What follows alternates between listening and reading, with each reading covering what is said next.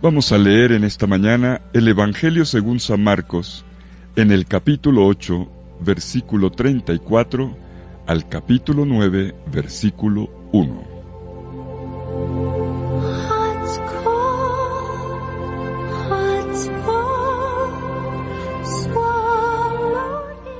En aquel tiempo, Jesús llamó a la multitud y a sus discípulos, y les dijo: El que quiera venir conmigo, que renuncie a sí mismo, que cargue con su cruz y que me siga.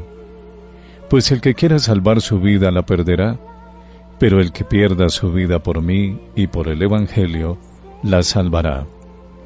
¿De qué le sirve a uno ganar el mundo entero si pierde su vida? ¿Y qué podrá dar uno a cambio para recobrarla?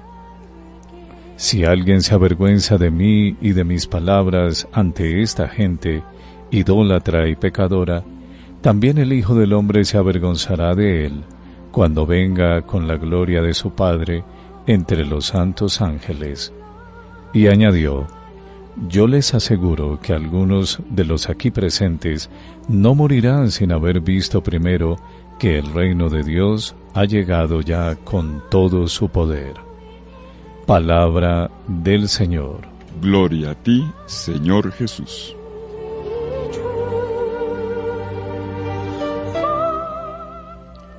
Después de anunciar el destino que le espera, Jesús, como vemos en el Evangelio de hoy, convoca una vez más a la multitud para decirles sin ambigüedades, sin medias tintas, cuáles son las exigencias del seguimiento.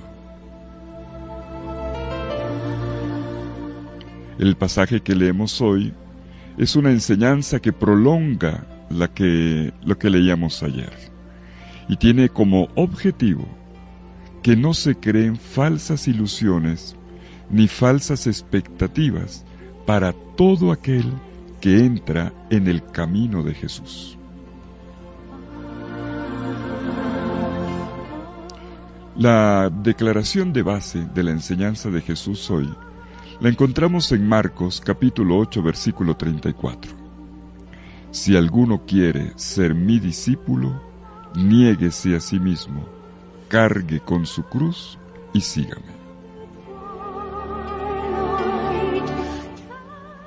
¿Qué es lo que propone Jesús?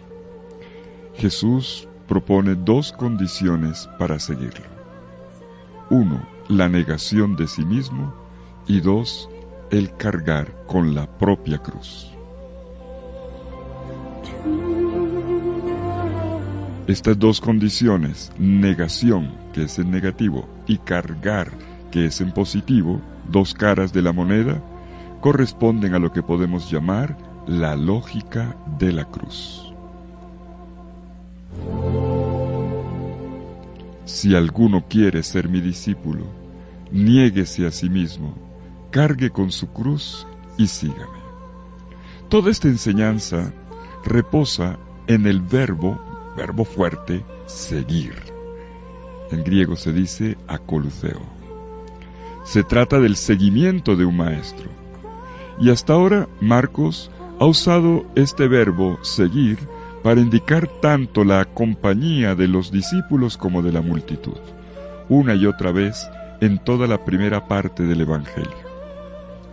Seguir a otro es lo mismo, como lo indica el pasaje que leemos en la forma verbal, ponerse detrás, para poder verlo mejor, para tenerlo al frente, aprender de él y poner así los propios pasos en sus huellas.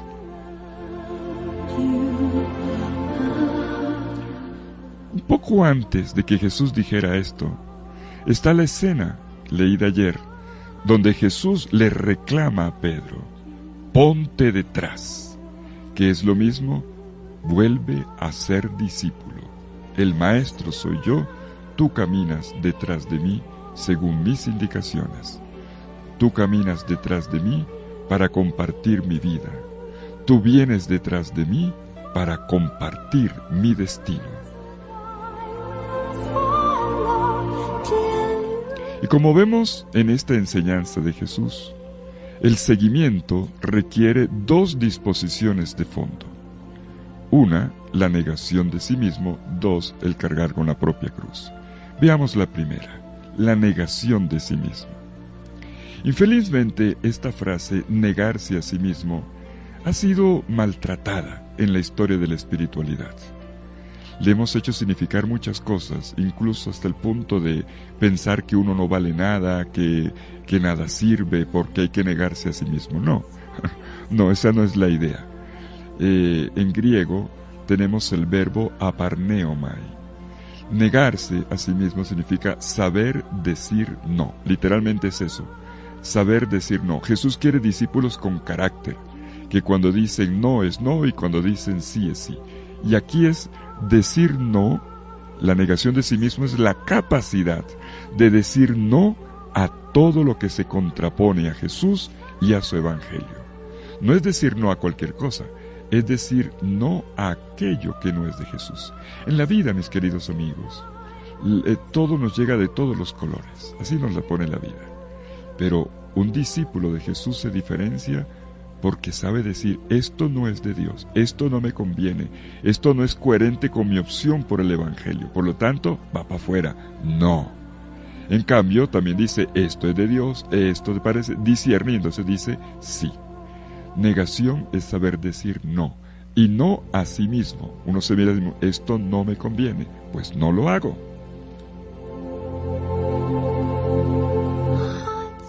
Se le dice no a todo lo que lo empuja a uno a centrarse en el propio yo. Por eso dice decirse no a sí mismo, negarse a sí mismo, a vivir centrado solamente en el yo.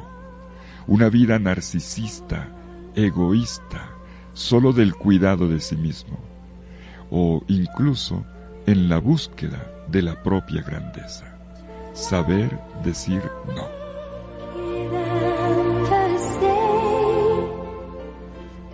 Y esto lo va a ilustrar enseguida Jesús con la imagen que describe la tendencia a salvarse a sí mismo y a apuntar a la conquista del mundo entero. Saber decir no. Pero la segunda condición es el sí. ¿Por qué se dice no? Para poder decir sí. ¿Sí a qué? A la cruz. Aprender a cargar la propia cruz es lo mismo que asumir la lógica de la cruz. Implica tomarse en serio lo que la imagen escandalosa de la cruz reclama: vergüenza, rechazo, maldición, sufrimiento. El Maestro no invita al martirio, a la muerte en cruz, sino a la capacidad de asumir lo que la cruz evoca. ¿Y qué es lo que evoca? Es lo que Jesús enseguida va a desarrollar en los versículos siguientes. Vemos cómo esta enseñanza sobre las dos condiciones para el seguimiento, negarse a sí mismo y cargar la cruz, se desarrolla en dos paradojas, dos contraposiciones que desenvuelven la riqueza, la luz que está dentro del misterio de la cruz.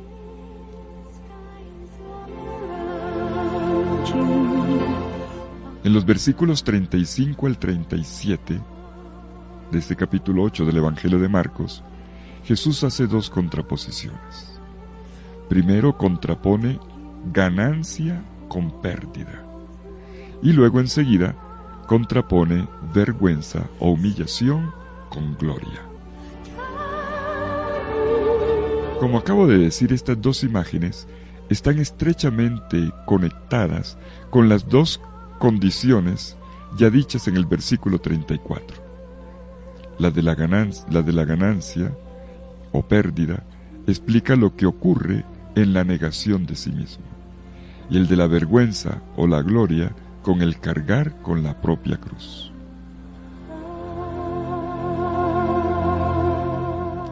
Siempre que en el Evangelio de Marcos Jesús anuncia su pasión y las consecuencias que tiene para el discipulado, aparecen estas paradojas. Por ejemplo, después del segundo anuncio de la pasión, Jesús contrapone el deseo de ser los primeros con el ponerse en el último lugar.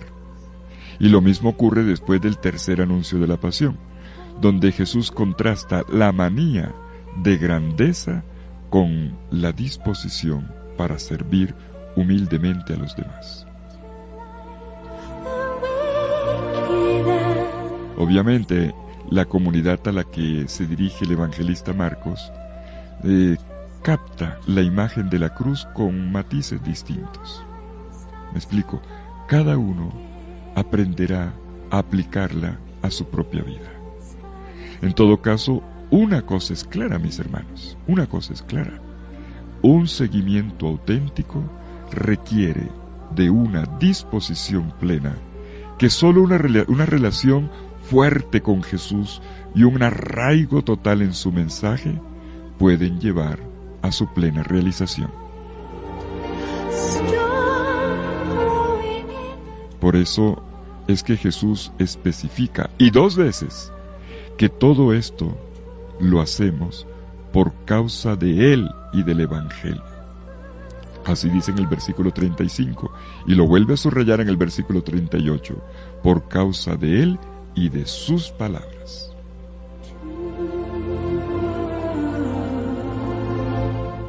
Pero notemos algo más en este Evangelio de hoy.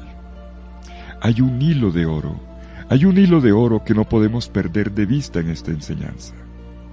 La vida, mis hermanos, se entiende como una trenza de relaciones, experiencias, funciones que plasman la individualidad de cada persona. Como decía bien un filósofo que personalmente admiro mucho, el filósofo francés Paul Ricoeur, él decía que nuestra fe tiene un valor estructurante y es también una fuente de reflexión sobre la condición humana, sobre las relaciones del hombre consigo mismo y con los otros.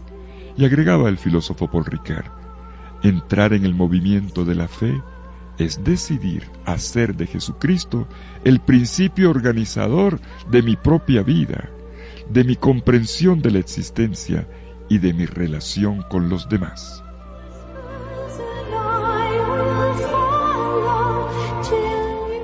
Por eso, cuando notamos el hilo de oro que está aquí en la enseñanza de Jesús, podemos ver cómo aquí 4 veces, en 3 versículos, versículo 35, 36, 37, Jesús repite la misma frase: jugarse la propia vida por los demás. La hermosura de jugarse la propia vida por los demás. Este es el principio estructurante, el núcleo fundamental que le da desarrollo, crecimiento, hermosura y plenitud a la vida de una persona. Jugarse la vida por los demás. Y en esta repetición 4 veces del jugarse la vida por los demás, Jesús desglosa en su enseñanza que hay 2 maneras de hacerlo. Hay 2 tendencias polares contrapuestas en la vida. La de quien solo piensa en sí mismo, viviendo narcisísticamente, mirándose el propio ombligo y el yo. Quien enfoca su vida así, dice Jesús, no hace más que perderla. Pierde el sentido de su vida. Pero Jesús mira también la otra cara de la moneda, el otro polo. Hay quien enfoca su vida en el seguimiento de la persona y enseñanza suya, la de Jesús, y que logra algo mucho mayor. ¿Qué cosa? La salvación. Sea de una manera o de otra, nos jugamos la vida. Siempre estamos en riesgo de perderla o de ganarla.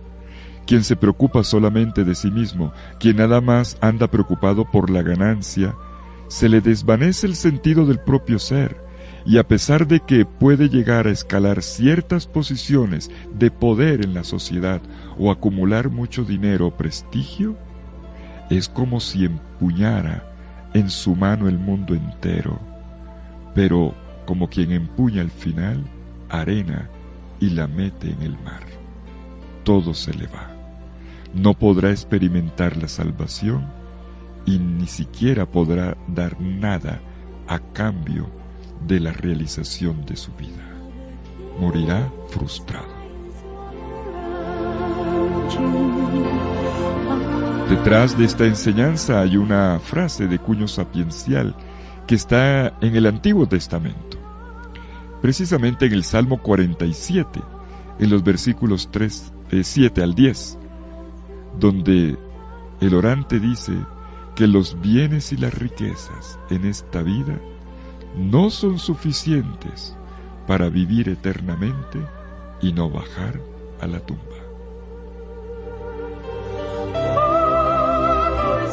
No por mucho que tengas o creas que eres, no creas que no te vas a morir.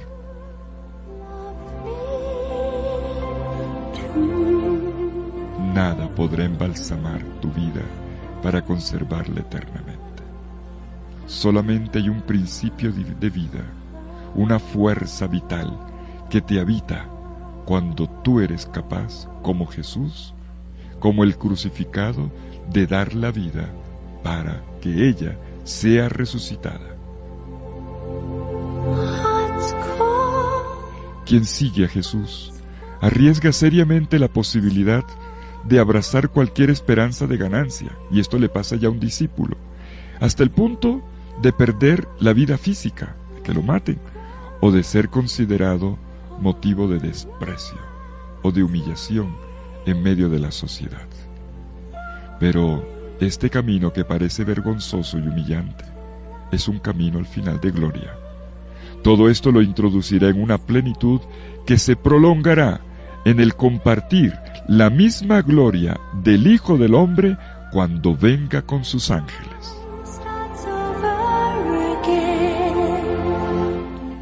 Vivir de la mano con Jesús transfigura completamente la existencia, sumergiéndola en la misma gloria divina del Maestro, que por esta misma ruta de la cruz llegó a la gloria de la resurrección.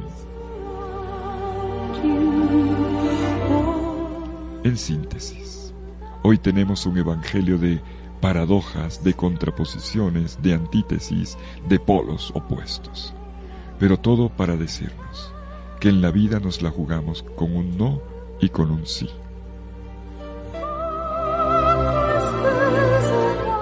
La cruz de Cristo es un no a una figura de lo divino como omnipotencia despótica, vengativa, como limitación envidiosa de lo humano y de su camino, como incapacidad de don y de autodonación, como santidad irreconciliable con la misericordia.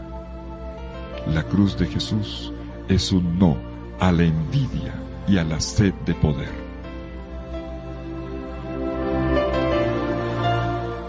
Pero la cruz de Jesús, bien cargada, es un sí a la vida plena, es un sí al hermano, un sí que coloca las necesidades del otro por encima de mis propios intereses.